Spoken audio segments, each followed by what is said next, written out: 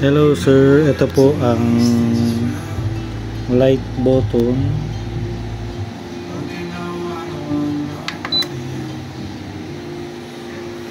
Ayan. Tapos ito naman ang power.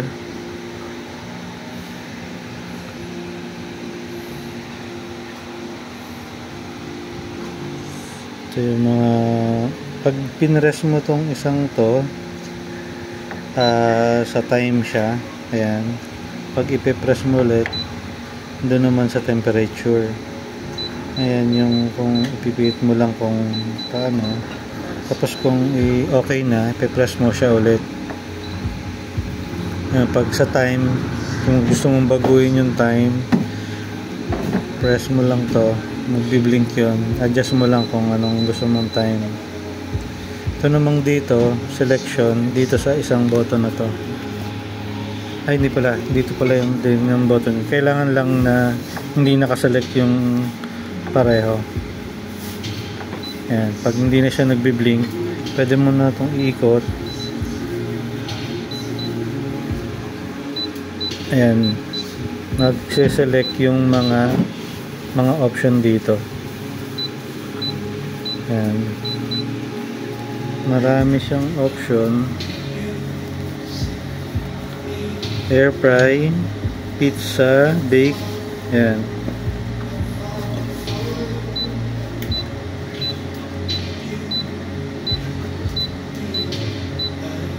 Ayan, pag gagamit ka naman ng high temperature sa pizza, especially pizza, itong left button, may mga selection to.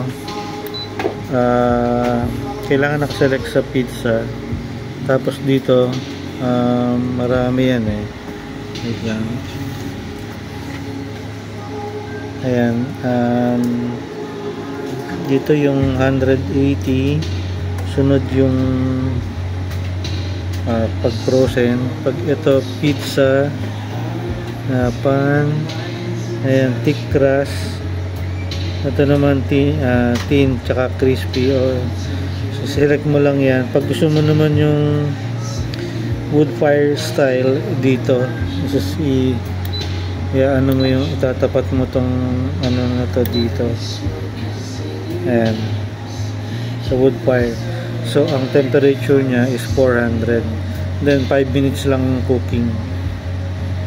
Sa loob kasi meron siyang 3 tube sa baba. Ayan, 3 tube ang ano niya sa baba. Sa taas ay 3 tube din yan. Ayan. Ito yung isa sa harap. Tapos 1, 2, 3. Ayan. May pizza stone din to nakasama.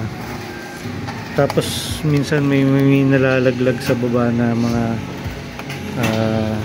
tinapay. Dito yung hihilahin. Ayan. Paglilinisin. Ito, hihilahin lang to sa ilalim.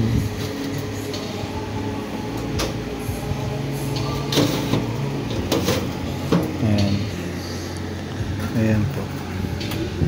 So test natin sa init. Papatayin ko na lang yung ilaw para makita yung heating ano niya sa 400 degree. Ayan. Ang ano niya, pag pinress mo yung start, ano siya, preheat. So ihintayin mo siyang mag beep sound, and then press mo lang yung start kapag ano na, tapos na yung preheat. Magbi-beep siya eh pagka yung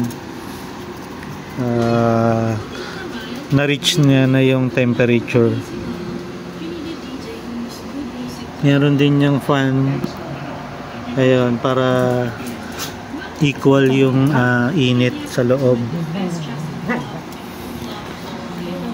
So mababa ang ano niya talaga for pizza, kasi mababa yung pinaka yung mga heating tube niya. So hintayin lang natin mag patayin natin yung ilaw.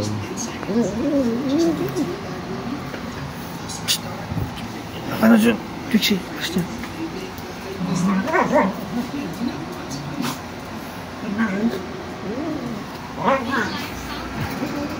Ayan, mainit na siya.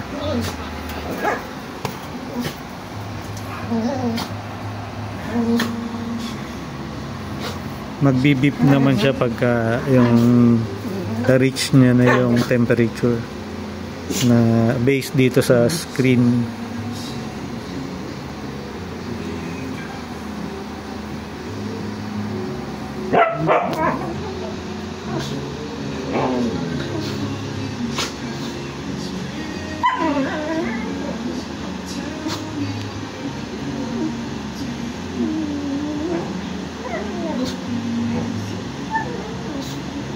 Medyo matagal-tagal lang din. Siguro baka mga 2 to 3 minutes siguro. Hindi ko na orasan dati.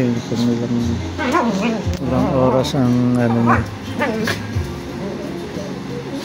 Pero hintayin na lang din natin.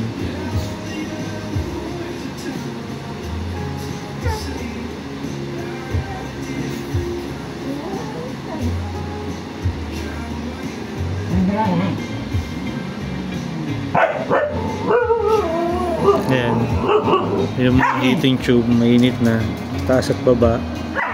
So lahat yan gumagana. Ayan. So sobrang init niyan pagkakuan, kaya ang ano niya wood fire style yung pizza. Yung dito. Saan ba yun? Ayan.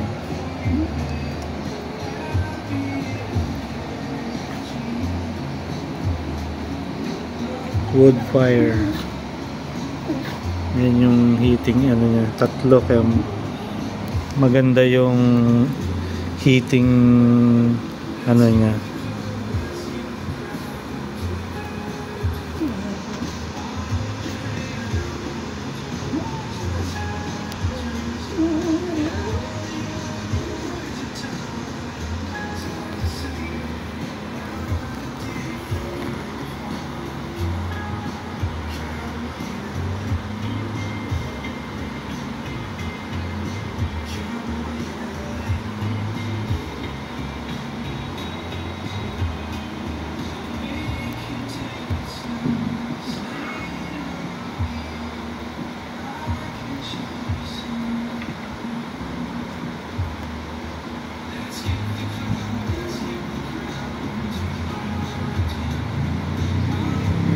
Tapos every time sir na matatapos na yung pagluluto, huwag nyo agad tatanggalin yung saksakan.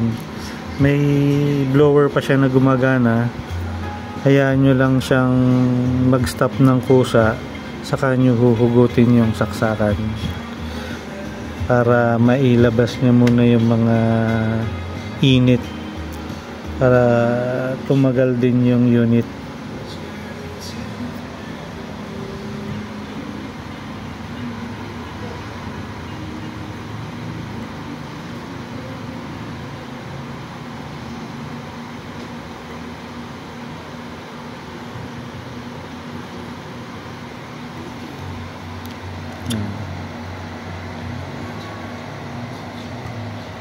So marami siyang heating pipe.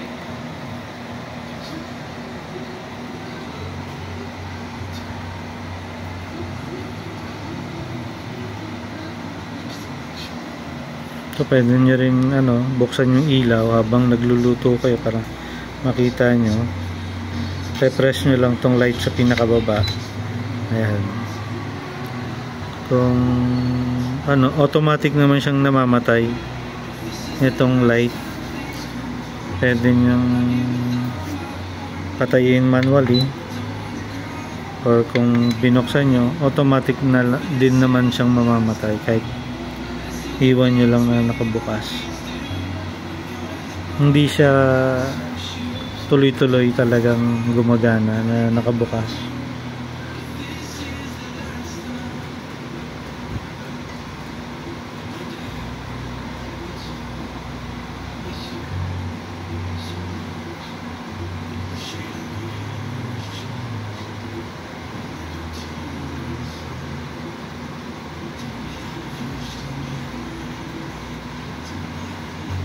Siguro mga 4 to 5 minutes kasi nag-start yung heating mga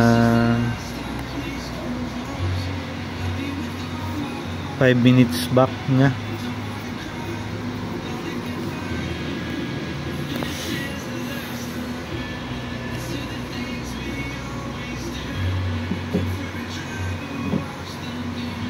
Yun. No.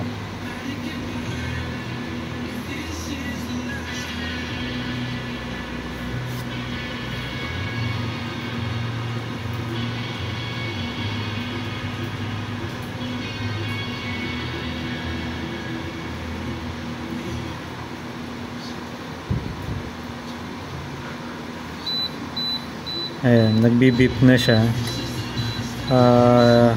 Press nyo lang tong start, and then ayan, magta-timer na siya. So automatic din siya mamamatay kapag katapos ng time na yan. Automatic na siya mamamatay din. So ito, pwede nyo nang patayin yung light. Ayun sir, yun lang po. So yung ano, ito lang pagka yung magse-select kayo ng mga function, ito. Then pagka sa time, one press dito, then press ulit doon naman sa temperature, then press ulit para sa activation na ng ano, para sa exit sa setting. So yun lang po. Thank you. Ito naman po, pwede nyo namang i-cancel din. Ayan, cancel na siya. Pero pag totally cancel po na ano, ito pa kung ayan, para sa off. Ayan, mapapansin nyo gumagana pa rin yung fan. Kaya wag nyo munang huhugutin yung saksakan kasi nilalabas pa niya yung init sa loob ng oven. So para ma-safety rin yung ano, so mamamatay siya later on pag medyo cool down na yung ano, yung loob. Pero automatic din naman siyang mamamatay. Ayan, gumagana pa yung fan.